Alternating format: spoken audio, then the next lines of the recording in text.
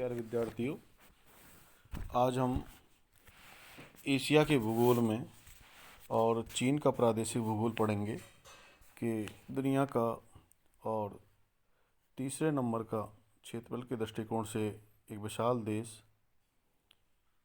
उसकी क्या भूआकृतिक और अफवाह संबंधी व्यवस्थाएं हैं, कौन कौन से खनिज इंडस्ट्रीज कहाँ मिलते हैं।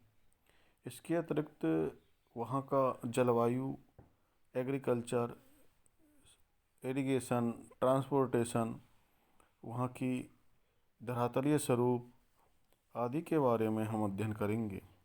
कौन कौन सी पर्वत श्रेणियाँ कौन कौन सी दिशाओं से और उनका स्थानीयकरण है, और कौन कौन सी पर्वत श्रेणियों से कौन कौन सी नदियाँ निकलती हैं।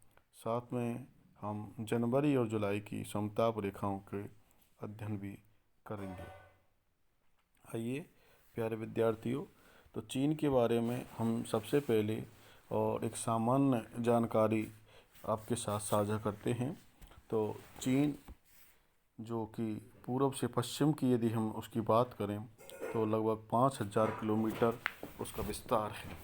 पूर्व से पश्चिम में हम ये देखें कि पूर्व से पश्चिम में यदि उसका विस्तार देखें तो लगभग 5000 किलोमीटर है उसका विस्तार। और इसी प्रकार यदि उसका उत्तर से दक्षिण देखें, उत्तर से दक्षिण विस्तार देखें तो लगभग 5418 किलोमीटर उसका विस्तार है। तो प्यारे विद्यार्थियों, अब हम देखेंगे कि चीन में जो जनसंख्या है वो लगभग 130 करोड़ जनसंख्या है। चीन में 130 करोड़ जनसंख्या है। और यदि इसका क्षेत्रफल देखें तो दुनिया का तीसरा बड़ा देश है और लगभग 95,96,961 या हम कहें 95,97,000 और वर्ग किलोमीटर इसका क्षेत्रफल है। तो रूस और कनाडा के बाद दुनिया का और एक बहुत बड़ा देश चीन है क्षेत्रफल के दृष्टिकोण से। 1949 में और क्रांति के पश्चात चीन में साम्यवादी शासन की स्थापना हुई।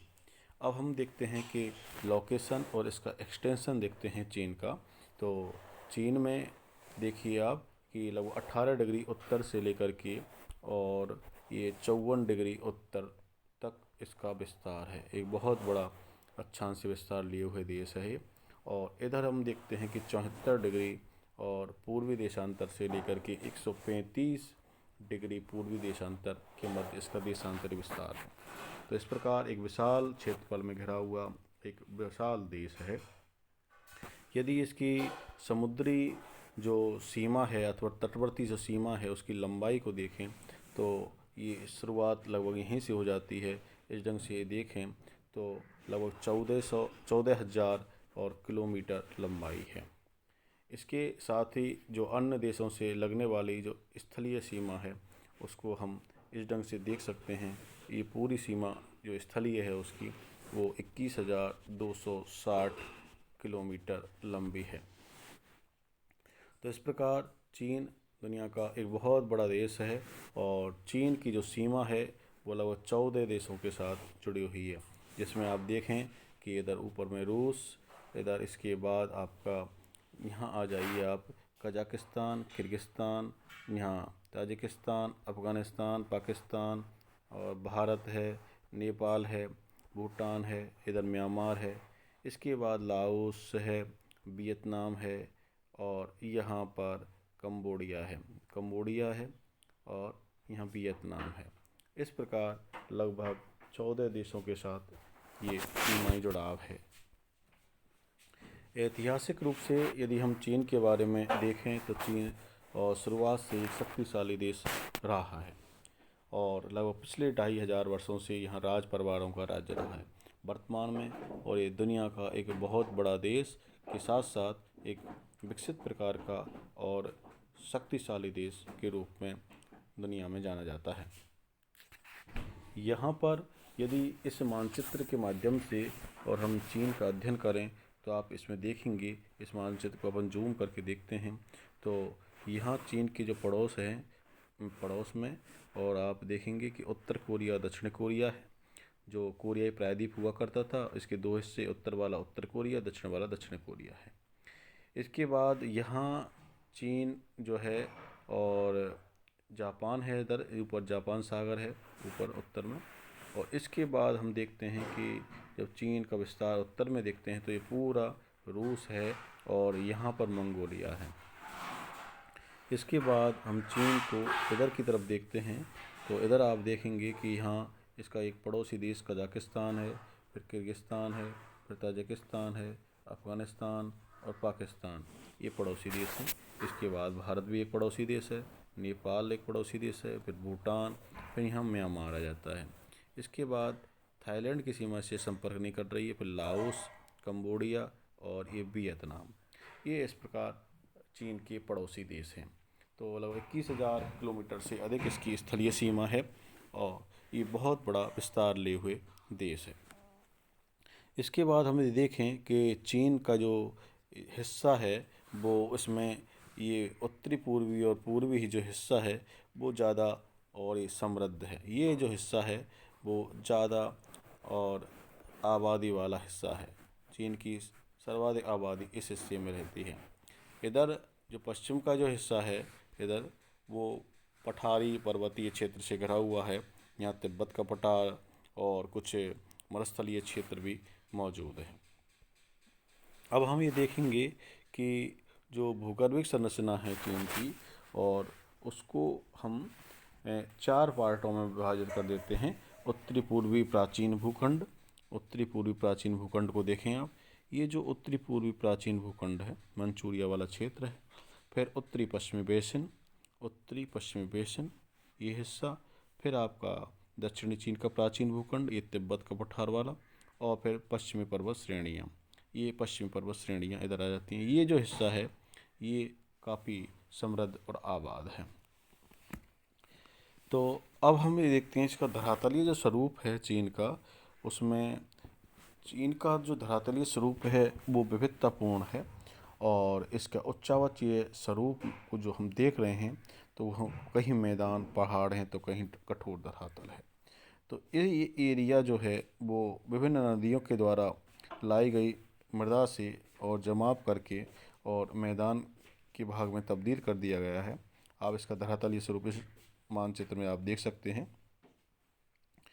तो इस मानचित्र में आपको इधर इंडेक्स में दिखाई दे रहा है कि 1000 मीटर से जो कम जो ऊंचा क्षेत्र है वो आप ये देखेंगे पूर्वी क्षेत्र में ही है।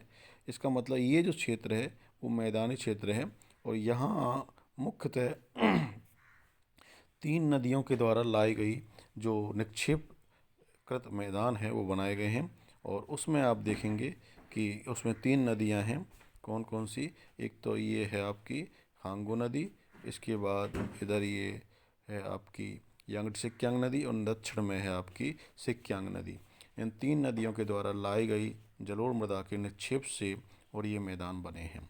तो आप ये खाली जगह वाला हिस्सा जो देख रहे हैं वो चीन का पूर्वी प्रदेश में एक महत्वपूर्ण मैदानी क्षेत्र है जो समतल भी है, ज़्यादा ऊंचा नहीं है। तो इस क्षेत्र में ही जनसंख्या सर्वाधिक आबाद है, विकसित है और जो नगरीकरण है वो भी इसी क्षेत्र में अधिक है। तो हम ये देख रहे हैं कि यहाँ चीन के जो बड़े भाग हैं उन पर्वतमालाओं को आप देखेंगे इस मानचित्र में कि आपको ये मंगोलिया ऊपर दिखाई दे रहा है। ये खिंगन पर्वत है यहाँ पर। ये लोएस पठार है। लोएस पठार हांगो नदी के और बेसिन में स्थित है। यहाँ ये पीली मिट्टी वाला बालू मृदा वाला उच्च पर्वतीय उच्च स्थलाकृति है। यहाँ आप देखेंगे ये तारिम बेसिन है और ये लानसीन, ये जुंगेरियन बेसिन है। अल्ताई तांग, सेडाम बेसिन, थांगला श्रेणी, कैलाश श्रेणी। कैलाश श्रेणी भारत में और एक धार्मिक दृष्टिकोण से बहुत ही महत्वपूर्ण श्रेणी है। ये इसके बाद आपसे यहाँ लाल बेसिन जो आप देख रहे हो ये चीन का बहुत ही महत्वपूर्ण उपजाऊ मैदान है और यहाँ पर चावल आदि की मात्रा बहुत मात्रा में पैदावार होती है। और ये नानडिंगसान, ये कुछ पर्वत श्रेणियाँ और इसकी स्थलाकृतिक अथवा धरातलीय स्वरूप है। अब हम इसमें देखेंगे कि लगभग चीन के 40% भाग पर पर्वत हैं। आप ये देखिए 40% भाग पर चीन के पर्वत हैं, 35% भाग पर पठार हैं और 14% भाग पर मैदान हैं और 11% भाग ऐसा है जो निचला है, यानी कि नीचा वाला क्षेत्र है। तो इसका मतलब 14-15% हिस्सा ही चीन का ऐसा क्षेत्र है जहाँ पर मैदानी क्षेत्र और यहाँ कृषि की जा सकती है। इस प्रकार हम देखते हैं कि पर्वत जो श्रेणियाँ हैं वो पश्चिम से पूर्व की ओर फैली हुई हैं। ज़्यादातर इधर से इधर इधर की तरफ विस्तार है पर्वत श्रेणियों का, तो पश्चिम से पूर्व की तरफ फैली हुई हैं। और पामीर की जो गांठ है और उससे 3 विस्तृत पर्वत श्रेणियाँ निकलती हैं और उनमें पामीर की गांठ से आप उनको देखोगे, प्रथम पर्वत श्रेणियाँ थ्यान पर्वत श्रेणियाँ हैं और से प्रारंभ होती है और आगे चलकर ये खिंगन आदि पर्वत श्रेणियों में मिल जाती है। तो इस प्रकार अब हम ये देखेंगे कि ये पर्वत श्रेणियाँ इधर पश्चिम से और पूर्व की तरफ इस ढंग से निकल रही हैं। यहाँ नीचे आपका हिमालय पर्वत, कैलाश श्रेणियाँ, इधर हम इधर की तरफ जाएंगे तो आपको हिंदकुश और आदि पर्वत श्रेणियाँ मिलेंगी। अब आप ये देखेंगे कि चीन का जो मैदान है उसमें मैंने अभी आपको बताया था कि 3 नदियाँ हैं और उन 3 नदियों में ये जो नदी है वो हांगो नदी है, हांगो, और ये दूसरी जो नदी है वो आपकी यांगटी सिक्यांग नदी है और जो तीसरी नदी है वो आपकी सिक्यांग नदी है। तो इन तीनों नदियों के द्वारा जो मैदान बने हैं वो विस्तृत उपजाऊ मैदान हैं और हांगो नदी का जो मैदान है वो सर्वाधिक विशाल मैदान है। इसके अतिरिक्त हमें देखते हैं कि हांगो और उसकी सहायक नदियों ने और मैदान निर्मित किए हैं। और लेकिन हांगो नदी का जो क्षेत्र है वो उसमें बाढ़ का प्रकोप अधिक रहता है और नदी जब सामने उसके और लोयस का पठार आ जाता है या पीली मृदा का जो निक्षेप जनित कोई क्षेत्र आ जाता है तो नदी अपना मार्ग बदल लेती है। तो नदी अपने मार्ग बदलने के लिए कुख्यात है, वो यही कारण है कि बाढ़ की उत्पत्ति होती है। अब हम ये देखें कि कुछ इसकी उच्च स्वरूप के दृष्टिकोण से इसके 11 विभाग किए हैं चीन की। उनमें तिब्बत का उच्च प्रदेश आप देख सकते हैं, तिब्बत का उच्च प्रदेश, और फिर थ्यानशान आप, और अल्ताईशान, ये कुछ पर्वत श्रेणियाँ हैं। अल्ताईतांग ये दिख रही है आपको। और इसके बाद हम देखें मंगोलिया सिक्यांग क्षेत्र, ये मंगोलिया सिक्यांग क्षेत्र, ये मंगोलिया का समीपवर्ती उच्च प्रदेश है। और फिर पूर्वी उच्च प्रदेश और पूर्वी निचले प्रदेश हैं, ये निचले प्रदेश हो जाते हैं, यानी कि खिंगन पर्वत श्रेणी के दक्षिण में। और मध्य पर्वतीय पेटी में ये यहाँ जो मध्य चीन में जो पर्वतीय क्षेत्र है जेचुआन बेसिन, ये लाल बेसिन जो है वो जेचुआन प्रदेश में ही मौजूद है, लाल बेसिन, रेड बेसिन। और दक्षिणी उच्च प्रदेश, ये नानटेंगसांग जैसे पर्वत श्रेणियाँ हैं दक्षिण में उच्च प्रदेश और दक्षिण के पूर्वी उच्च प्रदेश। ये कुछ जो धरातलीय स्वरूप है उसके दृष्टिकोण से चीन का विभाजन किया गया है। तो इस प्रकार हम ये देख रहे हैं कि चीन का जो अध्ययन करते हैं वो इस प्रकार। अब हम देखते हैं अगले वीडियो में, इसी वीडियो में अब्बा तंत्र। तो अब्बा तंत्र के बारे में हम देखते हैं कि चीन का जो अब्बा तंत्र है, जो मैंने अभी आपको बताया है कि 3 नदियों के द्वारा प्रमुखतः बना हुआ है और तीनों नदियाँ जो कि दुनिया की बहुत बड़ी बड़ी नदियों के नाम से जानी जाती हैं। इसमें हांगो नदी आप देख सकते हैं और हांगो नदी ये आपकी हांगो नदी है और ये हांगो नदी उत्तरी भाग से प्रवाहित होती है और इसकी जो लंबाई है वो है 4845 किलोमीटर, एक बहुत बड़ी नदी। और इसका जो अफवा क्षेत्र है वो 7.7 और लाख वर्ग किलोमीटर है। इसका जो उद्भव है वो कुनलुन पर्वत के आसपास से होता है और कुनलुन पर्वत की जो सिरिंगनोर और औरिंगनोर जो झीलें हैं, दो सिरिंगनोर और औरिंगनोर, इन 2 झीलों से इसकी उत्पत्ति होती है, उद्गम होता है। और आगे चलकर ये शांसी सेंसी क्षेत्र जो कोयला के बहुत बड़े भंडार क्षेत्र हैं उनसे होती हुई और आगे बढ़ती है। और यहाँ पीला सागर है और पीले सागर के पास में एक चेहला की खाड़ी है, चेहला की खाड़ी, और उसमें ये अपना डेल्टा बनाती है, मुहाना बनाती है पीले सागर में। पीला सागर इसलिए है कि लोयस का जो कलर है वो पीला होता है और ये नदी अपने साथ लोयस मृदा बहा कर ले जाती है और वो उस सागर में गिराती है, तो सागर का कलर भी, उसके सागर के पानी का कलर भी पीला हो जाता है, इसलिए वो येलो रिवर यानी कि पीली नदी भी कहते हैं। ये चीन का सूप कहलाती है, जो मैंने अभी आपसे थोड़ी देर पहले ही बताया था कि अपने मार्ग बदलने के लिए कुख्यात है। इसलिए इसकी जो प्रमुख सहायक नदी है वो है वीहो। ये वीहो एक प्रमुख सहायक नदी है हांगो नदी की। दूसरी नदी हम लेते हैं वो है यांगटी सिक्यांग नदी। ये आप ये देख सकते हो यांगटी सिक्यांग नदी, और ये बहुत बड़ी नदी है, 5,557 किलोमीटर, यानी चीन की सर्वाधिक लंबी नदी है, हांगो नदी से भी लंबी है। और इसमें लगभग चीन का 20% हिस्सा आता है। इसके अतिरिक्त ये हम देखते हैं कि ये टांगला की श्रेणी से निकलती है। टांगला श्रेणी ये आप देख रहे हैं यहाँ, टांगला श्रेणी, टांगला श्रेणी से निकल कर के और आगे ये बहती है। और टांगला श्रेणी से निकलने के पश्चात इसमें जेचवान, हुपे, हुनान आदि प्रांतों से होकर ये बहती है ये नदी। और इस नदी का जो बेसिन है वो चीन का अन्न भंडार के नाम से जाना जाता है, क्योंकि यहाँ पर गेहूँ और चावल दोनों की, और गेहूँ शीत ऋतु में, चावल ग्रीष्म ऋतु में यानी खरीफ ऋतु, इनमें दोनों फसलों की पैदावार ली जाती है, इसलिए चीन का ये अन्न भंडार के नाम से जानी जाती है। इसके अतिरिक्त हम देखेंगे एक महत्वपूर्ण नदी जो दक्षिण में है चीन की में, वो सिक्यांग नदी। ये आप देख रहे हैं सिक्यांग नदी, और इस नदी का जो डेल्टा है वो चावल के लिए बहुत प्रसिद्ध है, और इस नदी के क्षेत्र में और पर्याप्त वर्षा होने की भी एक वजह है चावल की पैदावार होना। तो ये डेल्टाई क्षेत्र जो है वो बहुत ही उपजाऊ है सिक्यांग नदी का, और इसकी जो लंबाई है वो 2,655 किलोमीटर है। ये तीसरे बड़ी नदी है चीन की।